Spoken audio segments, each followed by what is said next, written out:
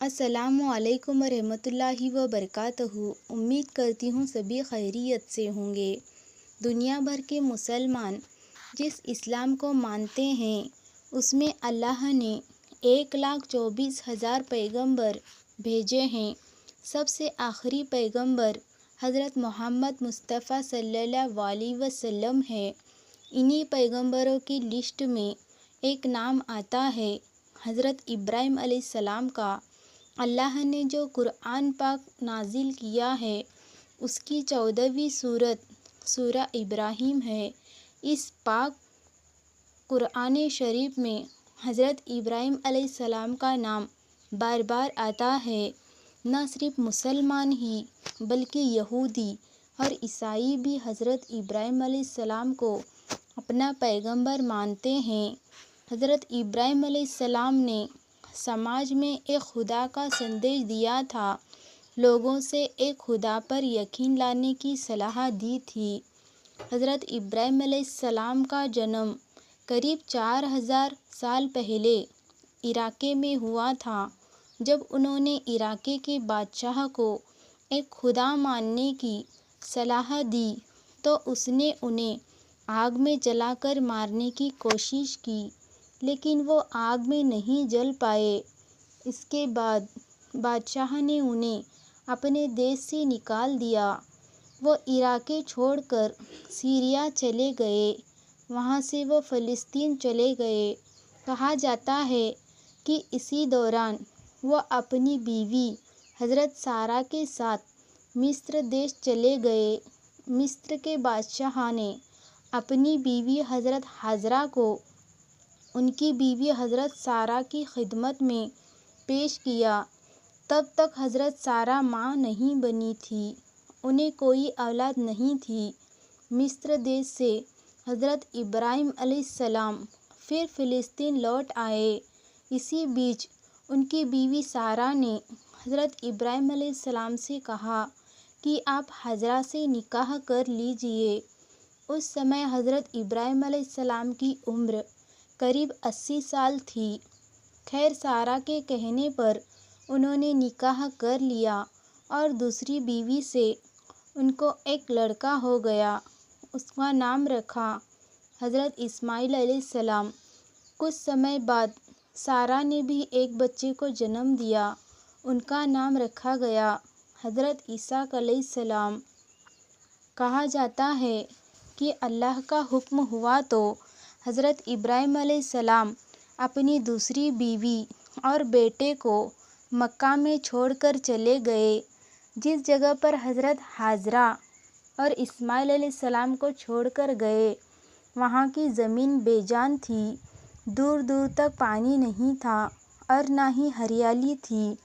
ریگستان میں ماں اور بیٹے پانی اور کھانے کے لیے بھٹکتے رہے۔ حضرت ہاجرہ اپنے بیٹے اسماعیل کی پیاس بجھانے کے لیے انہیں ایک جگہ چھوڑ کر دور دور بھٹکتی رہی، لیکن کہیں پانی کا ایک بوند نہیں ملا۔ ادھر پیاس سے تڑپ رہے حضرت اسماعیل علیہ السلام ایڑیاں رگڑ رگڑ کر رو رہے تھے۔ کہا جاتا ہے کہ جس جگہ وہ ایڑیاں رگڑ رہے تھے وہاں پانی کا ایک سوت پھوٹ پڑا۔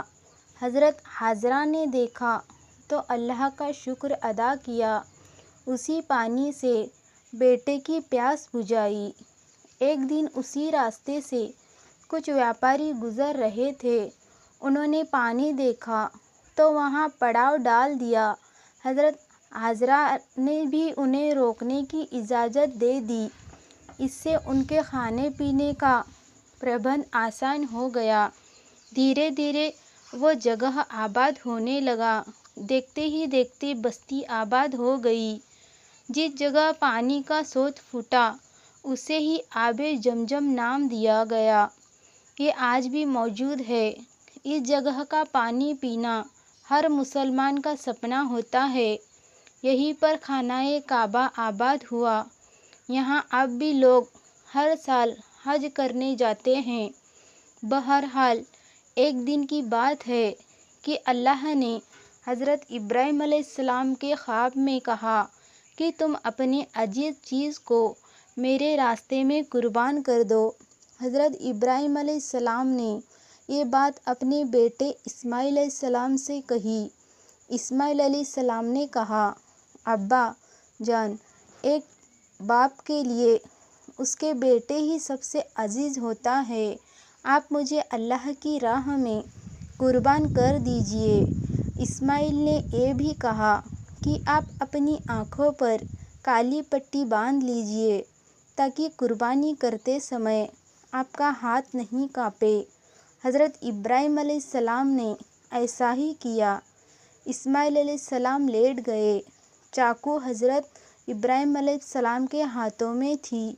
جیسے ہی انہوں نے بیٹے کی گردن پر چاقو رکھا، اللہ نے کہا کہ اے ابراہیم، تم نے سپنے کو سچ کر دکھایا، تم میرے نیک بندے ہو، تمہاری قربانی قبول ہوئی۔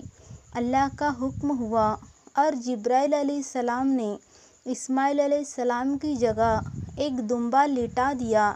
چاقو اسماعیل کے بدلے دمبا کے گردن پر چلی۔ جب ابراہیم علیہ السلام نے دیکھا تو دنگ رہ گئے۔